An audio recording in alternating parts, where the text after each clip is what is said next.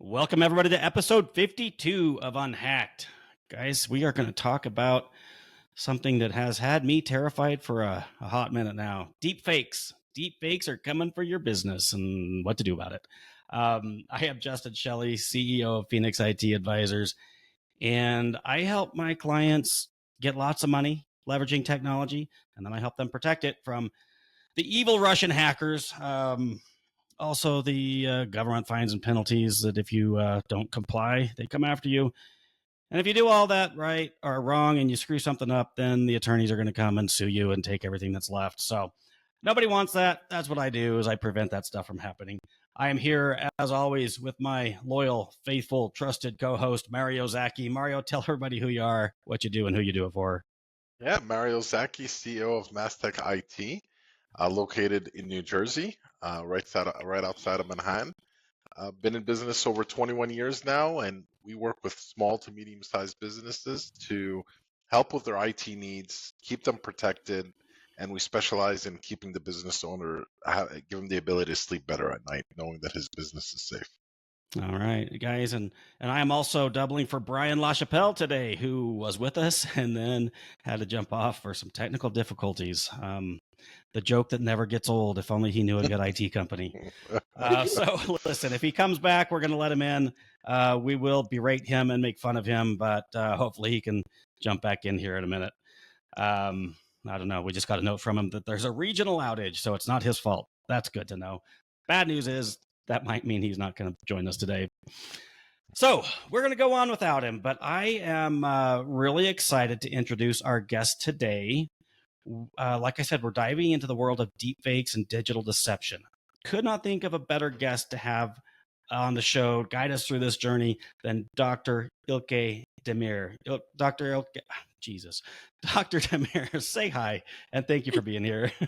Hello. Thank you for the invitation, and thank you for all your efforts for saying my name correctly.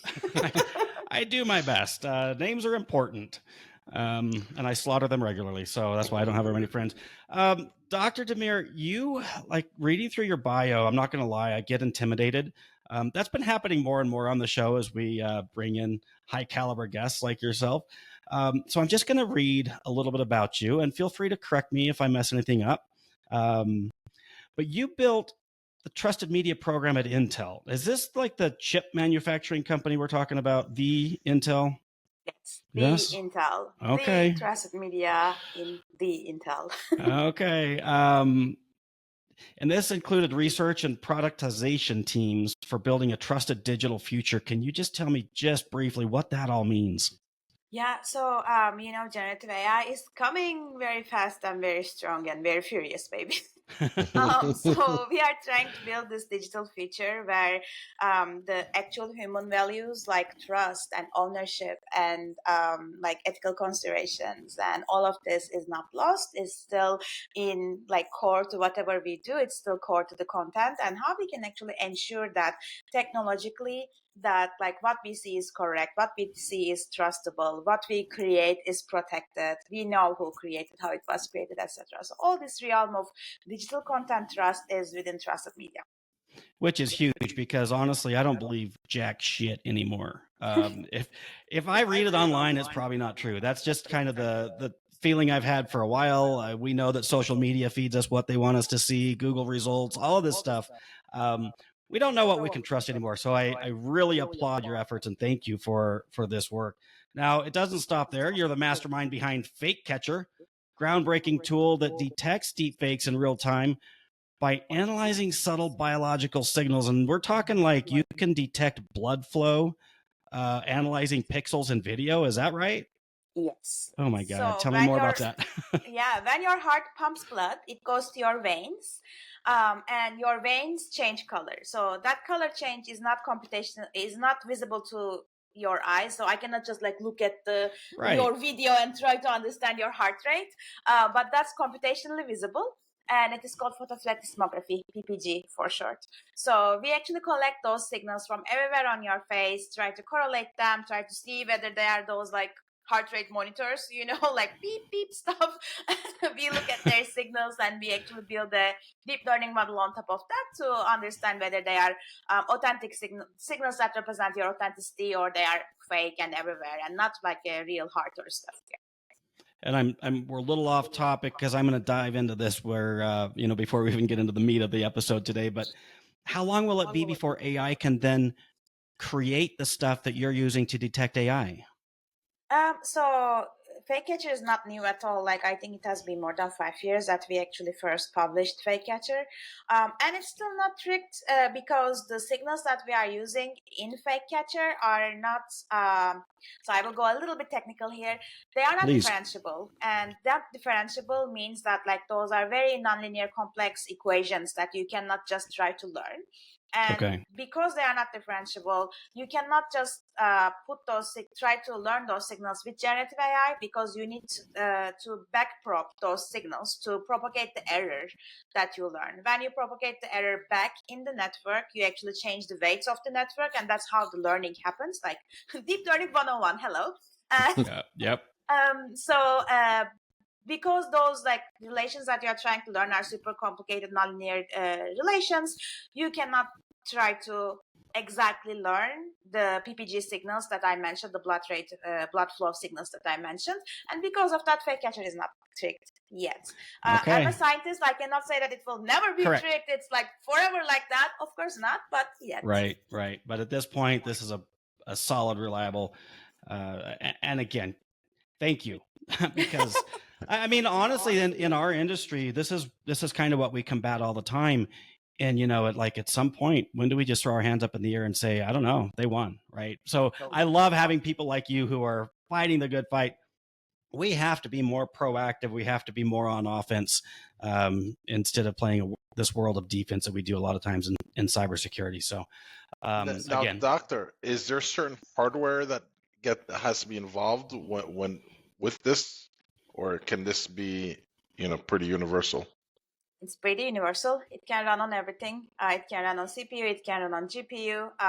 Based on the benchmarks, we have shown that we can run it real time only using we can run it real time on CPU, GPU systems, etc. But even if you only have CPUs, we have shown it that we can run 208 video streams at the same time on one high-end server CPU, which is basically running real-time detection on 200 videos at the same time, which is very nice. Wow. And the reason that it is that much parallelizable and that much efficient is that the network part, the deep learning part, the neural network part that we use is a very lightweight neural network, and the whole emphasis and the whole strength of the algorithm comes from the biological signals, which is not that very heavy memory and time consuming network part.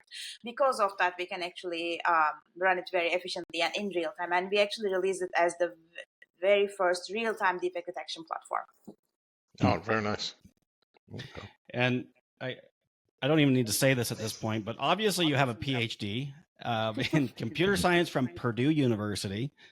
We're not even through the introduction yet, and I can't stop asking questions. Impressive stint in your career at Facebook, Pixar. We've already mentioned Intel. Well, Intel Studios, is that the same thing or is that different? That's the same thing, right? That's Intel, but that is a different part of Intel that was doing 3D movies, AR, VR productions that are going to film festivals and stuff. So very, very cool things. That makes sense, and that is cool stuff. I mean, God, you bridge the gap between cutting-edge technology and human-centric novel algorithms. Tell me what that means. I have to ask you what everything means. Yeah. Everyone is talking right now the best generative AI model, the AI algorithms, they're all there, cutting-edge technology, etc. But our mindset is a little bit different in the sense that we want everything to be human-centric. We don't want those black hole algorithms in the sense that you want to create something and you give very little input, which may be a text input or some image reference, etc. Then you don't have control for the rest of the algorithm. We don't want it to be like that. We want to bridge the traditional creation workflows with the cutting edge technology as much as possible. just imagine you are doing, let's say, 3D modeling, right? In 3D modeling, there has been like so many tools that are empowering the creativity of the modelers, of the VFX artists, of the lighting teams, etc.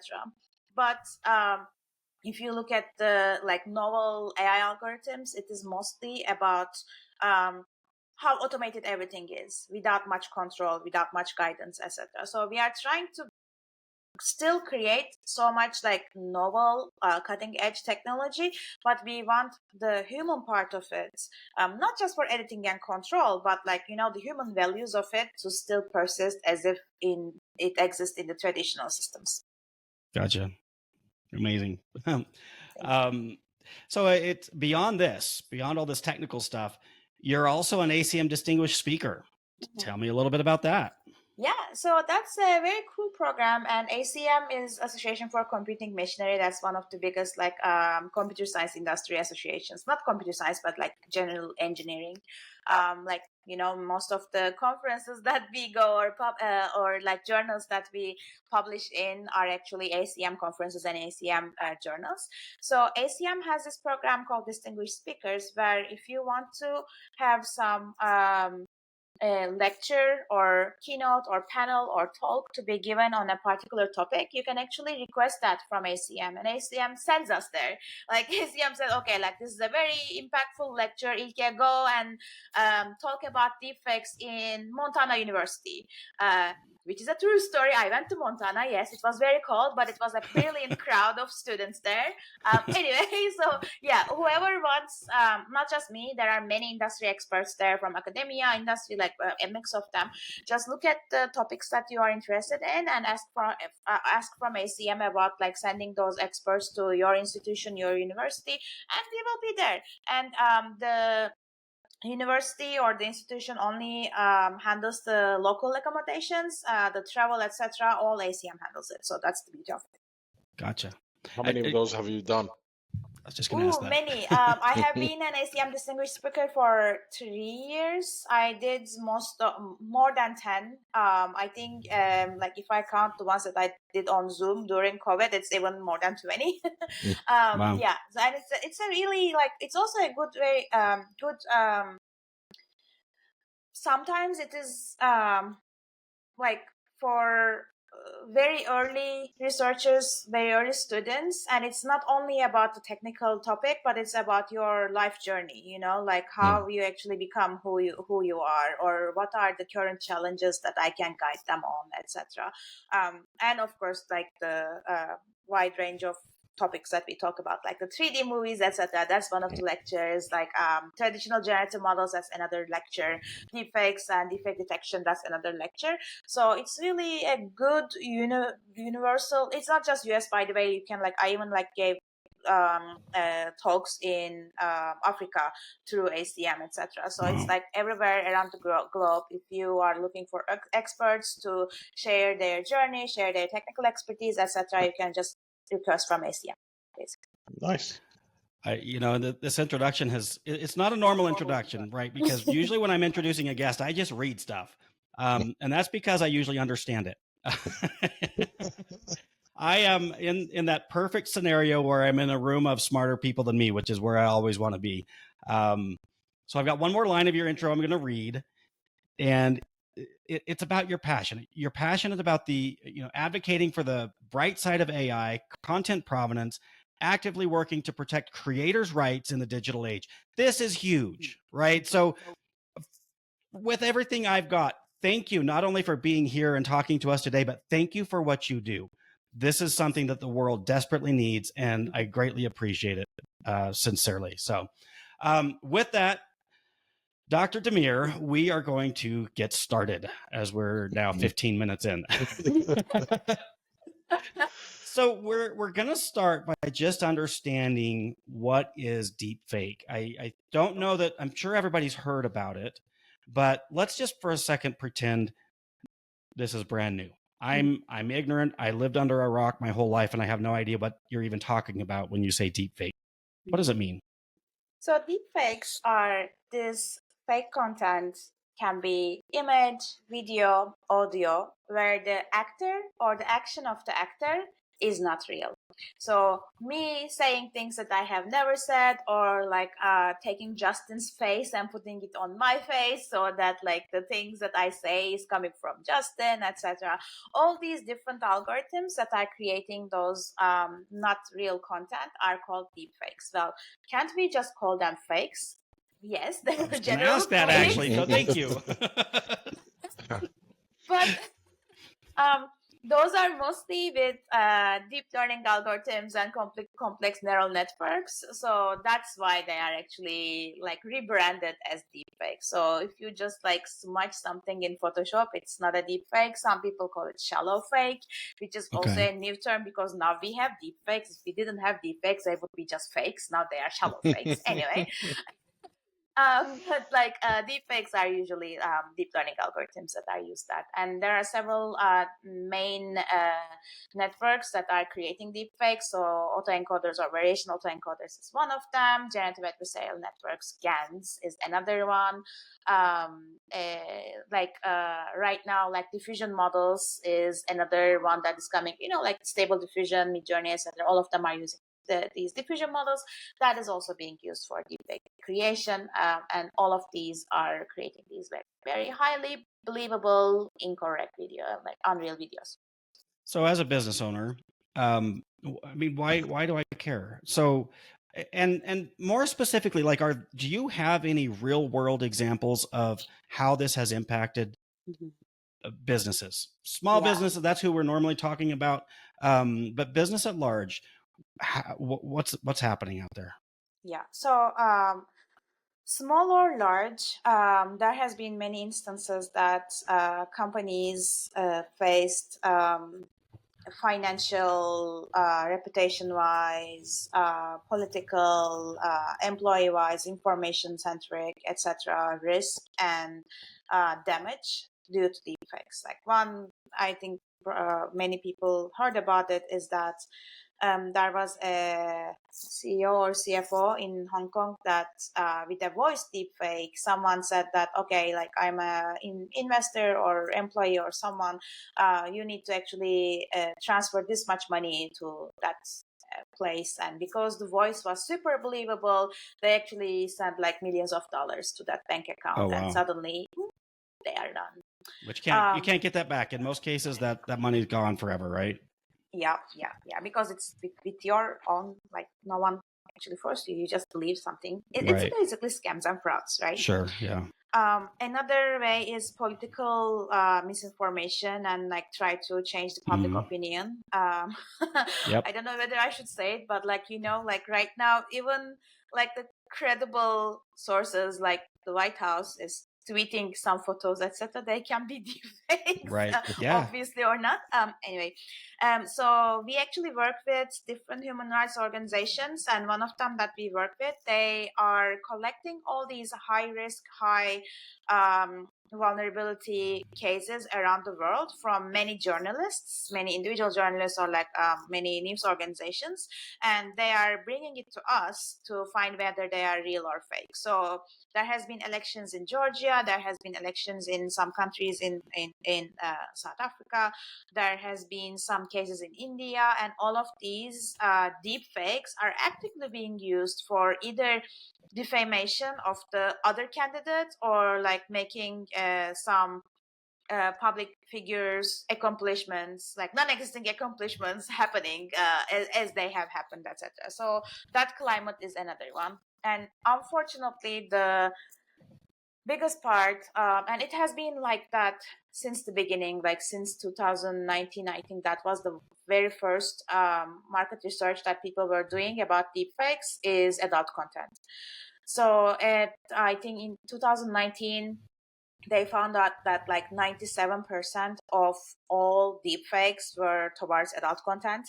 Now it is like that too. Like there are many legislations that are passing right now. Like Take It Down is one of them. I don't know whether you heard about it, but Take It Down basically punishes and takes it down immediately if there is like non-consensual adult imagery or videos done with deepfakes and stuff. And that's very new. Like I think they passed it last week or something. Oh, really? Yeah. No, they passed it from the House, I think, last week, and now it's going to the President, something like Okay. that. Wow. So unfortunately, that's like the one of the biggest issues, and there are many other research out there about looking at the percentages, like how much of the deepfakes are in that domain, what is the gender balance of those in existing everywhere. Of course, it's mostly women, and unfortunately there's also children, which Oh is yeah, like very, I've very heard. concerning. Anyway, so yeah, that's like another industry, and specifically for small businesses, your VPs, your executives, your like C-suites can be deepfaked very easily.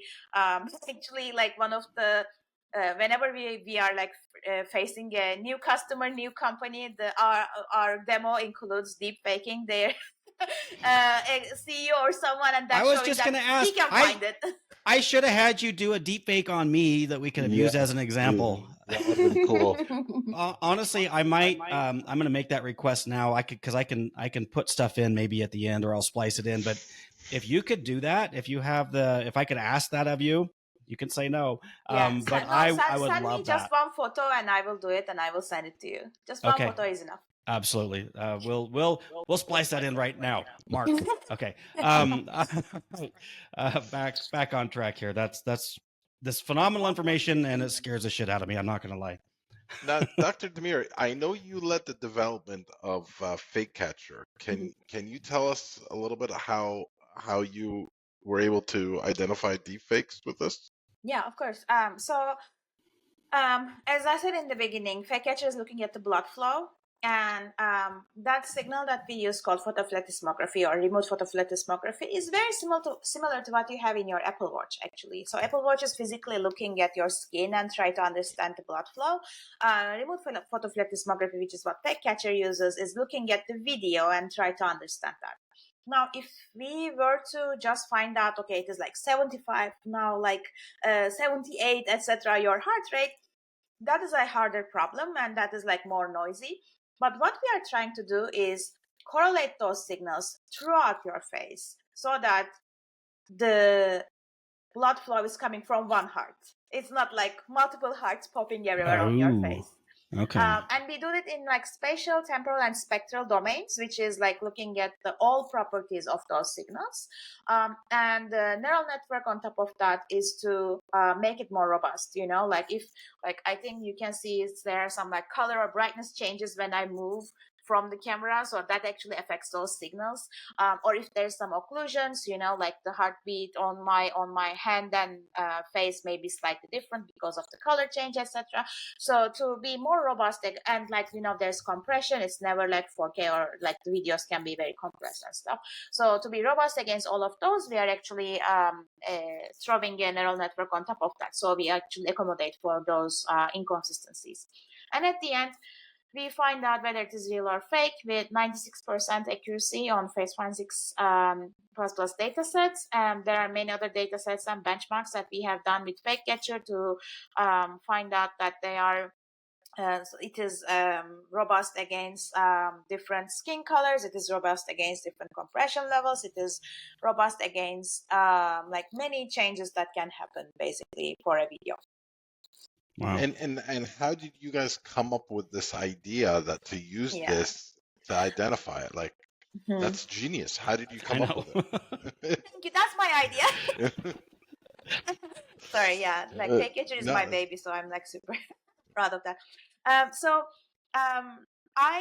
I was working in generative models before it was cool. So I have been working on generative models like for 15 years or so, which like at that time, like it's mostly traditional generative models, but still trying to understand the priors within data, trying to fit context-free grammars or L systems into the data so that they are language-like and procedural. So we can create more and more and more data, which is generative models, right?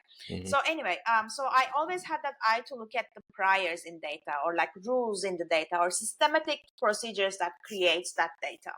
Now, when deepfakes were first coming out, it is the output of a generative model. So there should be some authenticity, some priors, some hidden signals that are inside that data that we can still dig and depend on. And at that time, I saw that paper from MIT from Bill Freeman's group about remote photofluorescence, basically the PPG paper. Up until that moment, it was being used on like remote patient monitoring, medical applications, like to see if like the main video that they do is like there's a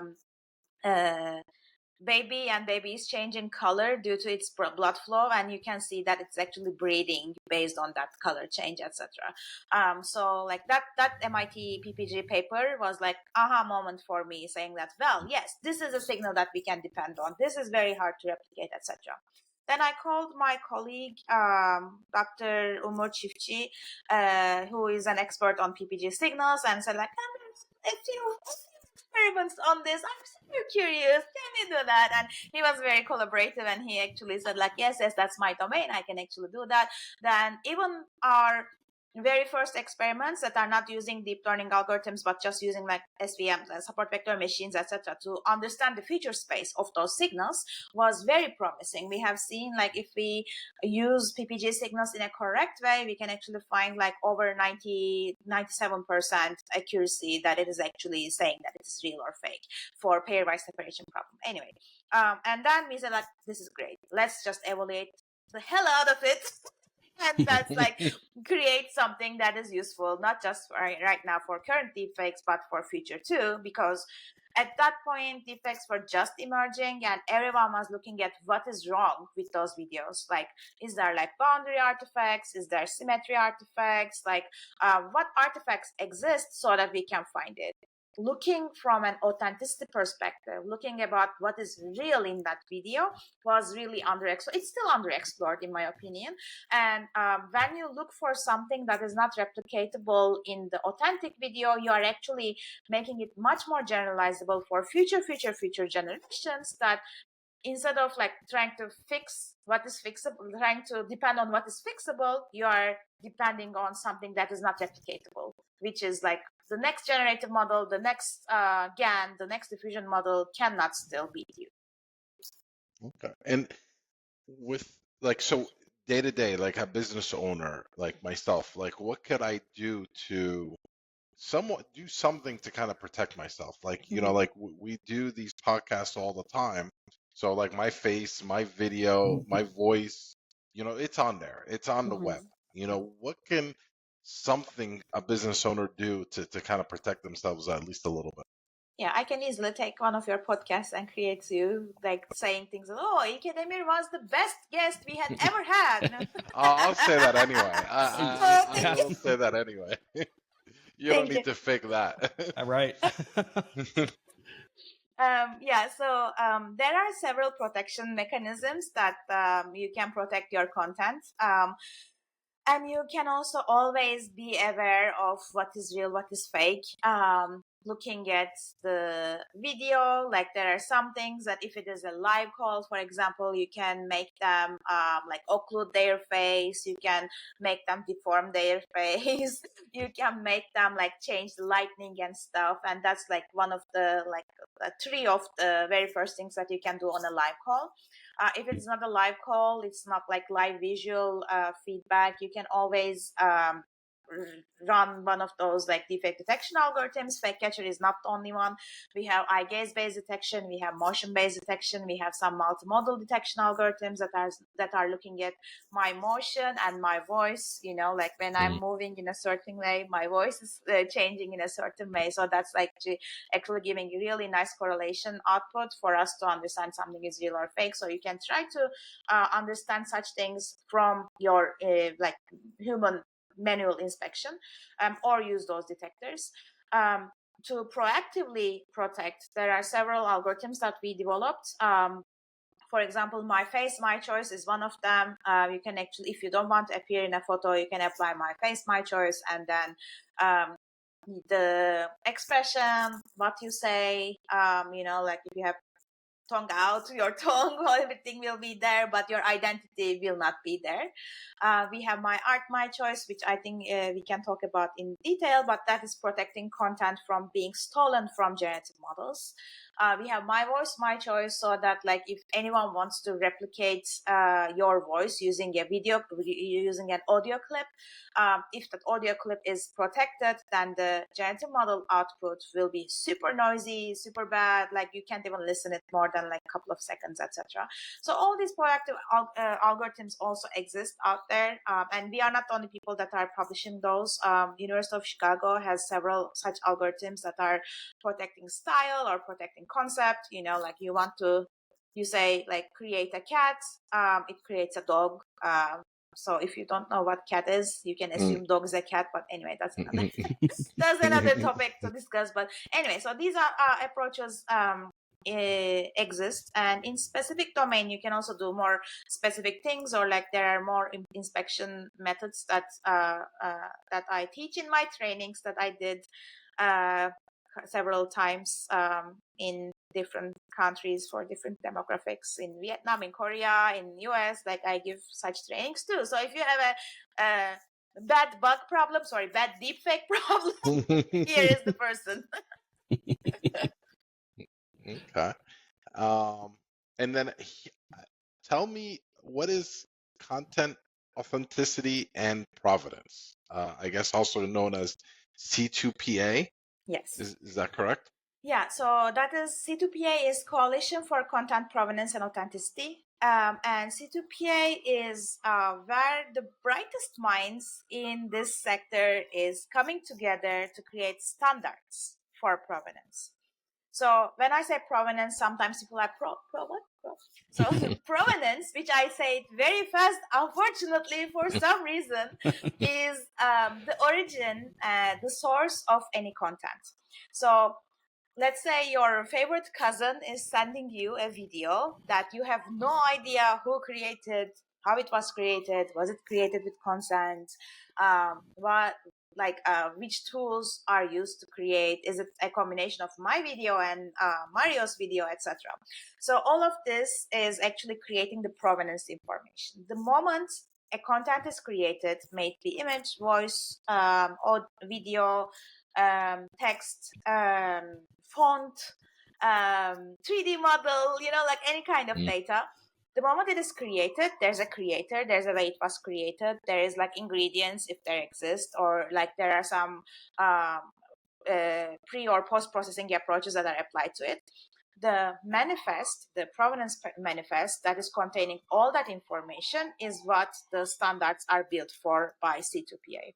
So it's a coalition with like Microsoft, Google, Tropic, BBC, Sony, and yeah, many like steering committee members for C2PA. And very recently, actually, the new version of C2PA is out there, I believe, or about to be out there, or by the way that this podcast is out, it will be out there in that timeline. And like you can check it from c2pa.org. And if you are doing anything with content, doesn't need to be like you are a content creation company. It's like if there's any content that you put or you ingest, or it's a platform there is with a like upload function, upload content functionality, then it's good that you check C2PA, because it's not just like some standard tool that that is building this trusted feature, that is building this like trust in online content, digital content, but it is also hopefully becoming a part of like legislations and laws, etc., so that everyone will know how content is created, basically. Okay, now you mentioned one of the companies that you mentioned was Truepic. I have a very good friend of mine that actually works for Truepic, and every time I see him, we have a beer and discuss the stuff, and we just nerd out a little bit. Tell me what you know about them. Like I know they're coming out, or they've come out with like a special chip that can be installed in cameras, like iPhone cameras or Android cameras, that can help with identifying, if the video was authentic or not. Can you tell me a little more about that? Yeah, so they are one of the first adopters of C2PA for cameras and manufacturing, like visual content manufacturers, in the sense that the moment that photons from an object or from a scene hits the camera lens, that's where the content capture is starting. And from there on, it may be there is some post-processing in the camera, like denoising or auto brightness or something like that. Then like the camera lens is maybe a special lens, and then camera owner and the camera ID, like the camera hardware ID, etc. All of those are a part of the provenance. That's like in the very edge case that you want to use that photo as a court evidence, all of this origin information will prove that it is authentic because it's that camera, it's that lens, it's that pre-processing, etc. So TruePic is the very first, like one of the first or very first company that actually implemented C2PA on device so that you can have that provenance information for any content that you capture with cameras. And do you think this is going to be going to eventually be a standard on every smartphone and device that is produced? Or do you think the industry is looking for something to do this? That's the motivation. That's the idea. Several governments are actually supporting C2PA in the sense that, like, yes, this should be the provenance standard. We should follow this way. Several companies already implemented C2PA. It's not just for camera. It's like for generative AI methods too. It's not probably the whole ownership information, whole provenance information, but there are like bits and pieces that are coming. So, for example, if you upload a image or video with provenance information with content credentials to Facebook, it will show that content credentials. Sorry. Same for LinkedIn. So if you upload an image or video with content credentials, you will see that. Most of the Adobe tools, Adobe is like one of the main contributors of C2PA. So most of the Adobe tools, Creator Suite is fully supporting C2PA in the sense that whatever you do with the content, whatever you do with the image, or maybe you're a digital artist, like what you create is completely within the tool, etc. It actually helps you write those update manifests or create those C2PA manifests, so it is fully known what happened to the content. It's just like a tree of life for content, basically. Okay. And what could a small business owner do to kind of keep their content like authentic? Is there anything you recommend? Yeah, so I would say implementing C2PA is absolutely a part of it, especially like if you are creating high value content, like if you're a studio, if you're like a Hollywood producer or something, like having that C2PA manifest for every piece, not just for the end product, not just for the movie, but there are voice artists that want to protect their voice with C2PA and the provenance information with C2PA, or if you have specific subtitles for something specific that is your work, you can actually have it C2PA manifest for it, like all pieces of those. If you are somehow creating content, owning content, just check C2PA, try to have content credentials for your content so that whoever is consuming your content will know that it comes from you. Can you just walk me through that? I browsed the C2PA website. If I wanted to go through this process, is it complicated? Is it difficult? What does that look like? Expensive? Yeah. No, so it's trying to, like, C2PA wants to be as inclusive and as accessible as possible. So there are some implementations that are baked in the software. That doesn't mean that you must use that software to have content credentials. There are like free sites that you want to create or read out the content credentials, and then you can actually do that.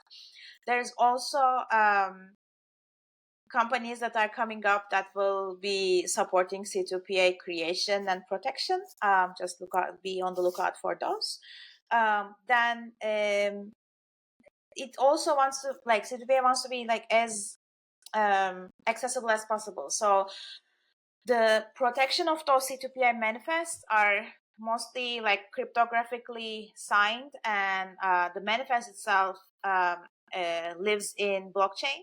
However, if you are in a part of the world that has no connectivity and you are mostly offline, you can still sign your content with C2PA, still have that certificate and manifest that is embedded as a part of the content, so embedded inside the content. So when you have connectivity, you can actually like make it a part of the chain again, or if you never have connectivity, you can still have it signed and embedded in the content, so that you have C2PA manifest and you still can prove it that it's your content, basically. And is this similar to, or is it connected to in some way? You mentioned before the my art, my choice, my face, my choice. Are these overlapping, or is that something completely different?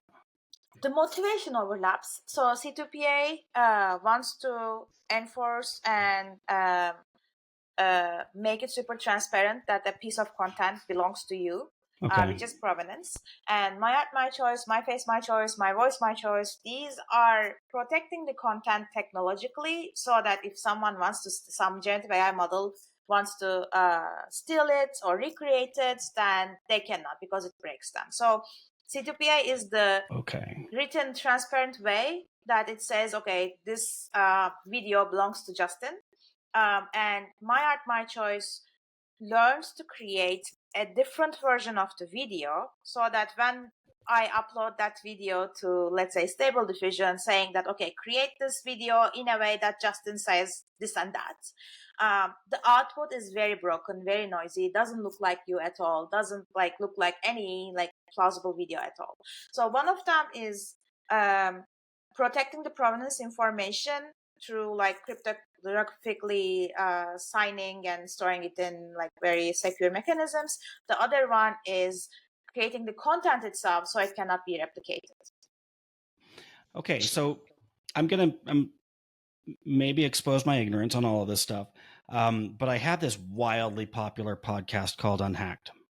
And I'm really worried about people taking my face, my video, my voice, and Mario's and Bryan's and yours, and exploiting it somehow. What should I do? Like, what's step one? What right now today, when we get off of this, what do I need to go do to protect this podcast? Take my art, my choice.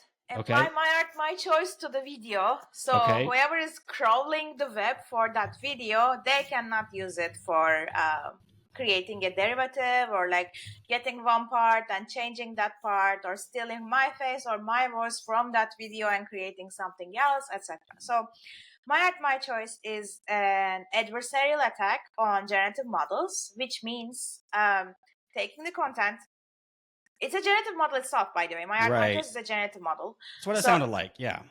Yeah. So it takes the content, it learns a protected version of the content, which looks very similar when we look at it, when we listen to it, when we like interact with it. It's almost the same, like very negligible changes. But when the protected version is given to be replicated or deepfaked, or like diffusion models like go work on it, etc., it breaks those models. So it's actually an adversarial attack on generative models, so that the output doesn't look like us, output is not replicating our style, output is not replicating our content, etc. And I love the way you can't word that. use this, can't go around this. I'm sorry, Justin, to cut you off. No, go. Hackers can't, like, I mean, the hackers don't abide by the law, by the rules, right? But it breaks it, is what she's saying. That's what I love. So I was going to say it's almost like encryption, but I don't know that really fits, kind of. But it like does something so that it knows how the generative model is going to try to fake it and breaks it, right? That's what you're saying? Exactly. It is embedding signals in the video, so that when generative model tries to learn to generate it or edit it or move things, etc., it's actually moving it towards pushes it away from the original content as much as possible. And that push away is controlled by pushing away the style, pushing away the content, and increasing the noise as much as possible. So the output, we want it to be super noisy. That's what I mean by like breaking the model. Yeah. So what this would look like is, before I publish this to YouTube, I download it, I make all the edits, I do what I want, I get the finished product, and I feed it through their system. Is that right? And then it spits out and then it spits out a different video, not the one that I would normally download off of this platform. It's basically, and I want to say it's an encrypted video, but it's really not. Protected, yeah. It's got landmines in it, right? Yes, It's really yes. we're embedding landmines into the video that the generative models are just going to hit and explode. Yep, Is that a exactly. good way to explain it? Okay. Mhm, mhm. I have some homework, Dr. Demir, and like I'm blown away. This is easily the most. I kind of want to see how it looks after it's broken. You know, I'm gonna do it. I'm gonna do it. I'm gonna do it, and I want you to, you know, if you will, if you'll do some deep fake stuff like we talked about before. I'm gonna try to go through this process if I can figure it out, because, like I said before, I am not the smartest person in the room. But I'm gonna try to run through this process and see if I can create a broken video to feed. Maybe on a B-side episode of UnHacked. So the name of the algorithm is, and the paper is published. So if you look for My Art, not you, but everyone listening can look for My Art, My Choice. You will actually see the examples that are broken there already. Oh, perfect. We have many examples on the paper. You just saved me some homework. Yeah, if we can actually probably have a couple links, or have the link. I will. On yeah, the site. for sure. Yeah. Of course. So so on that note, when listeners go to unhacked.live, our website, there will be a section that talks about you, Dr. Demir, and it has some of your links and stuff. But then I also embed it into the show notes. So if you're listening on Spotify or Apple or wherever, the summary will have some links in there as well. And I'll put as much of this stuff in as possible, because wildly fascinating stuff. Thank you. I'm it's rare that I'm speechless, but I'm speechless. I'm terrified. I'm excited. With, like, embedding some speeches with deepfakes. Oh God! And she's a comedian on top of being brilliant. But so true. Wow. I really legitimately am speechless. But we're gonna go ahead and wrap this up, because honestly, I could geek out on this all day long. I really just going to kind of follow you around and watch you work for the next 5 or 10 years, so that maybe I understand any of it. But I'll say again, thank you for what you do. I love that there are people that have this passion, this drive, this mission to protect us, because like this world's crazy, and it's only getting crazier. With that, guys, we're going to wrap up like we do at the end of most of our shows. I want to kind of go around the room and just tell me what your primary key takeaway is. If somebody listened to only this part of this episode, what would you want them to know? And Mario, I'm going to start with you, and then Dr. Demir, if you'll go ahead and give me yours, then we'll wrap up. Yeah, I mean, for me, it's the one thing, a key takeaway for me with this is, like, just like every other episode that we've talked about in UnHacked, you have to take the proper precautions to protect yourself, protect your company, protect your identity, and not just think that it will not happen to you. You have to be proactive in protecting yourself, you know, using some of the sites that Dr. Demir mentioned. And if you have content, if you have information that you need to protect, be proactive and take a couple steps and do it, because you can't just think that it's never going to happen to you. You know, not just protecting your actual hardware and network, but protecting your identity, protecting your online presence. It's, you know, this wraps perfectly into what we've been saying, you know, week in and week out for, you know, a year plus now with our podcast. So Dr. Demir, I not only do I want to thank you for the work that you are doing for us, but I want to thank you for joining us and taking time to really educate, you know, us and our audience on this stuff, because prior to this, I thought we were just all doomed. Same. But yeah. So I thank you very much for spending the time to educate us. Yeah, thank you for the invitation, and it was like really nice to talk with you. And like now that like I know what you are doing, then like it really overlaps a lot with like not just hardware or network or software protection, but also your identity, your face, your voice, your image, your likeness, everything should be protected. So if they are only listening this portion of it, the first thing that I would like to say is we are not doomed. There is so much work in the good side of AI, as much in the bad side of AI or unresponsible part of AI. The second thing is, if you are doing anything related with content, check out C2PA, check out how you can add the provenance information to your data so that everyone consuming your data, your media, your content will know that it came from you. And maybe the third part is that do not believe everything you see online, you hear online. Try to use your own judgment of context, own judgment of visual inspection. If you have control over how it is being acted, like make them deform their faces or their lighting or like their pose or something. And if you don't have access to those like interactive situations, you can always use technical helpers like FakeCatcher, like eye gaze-based detection, like multimodal detection, like all of other like detection models that we built. And if you are also a content creator, in addition to C2PA, also protect your content, as Mario said, proactively using my art, my choice, my face, my choice, my voice, my choice, my body, my choice. Yeah. No, nobody wants my body. Nobody's going to duplicate that. No comment. I here again, kind of speechless. I have so much that I could say, talking directly to our audience, which is small business owners. The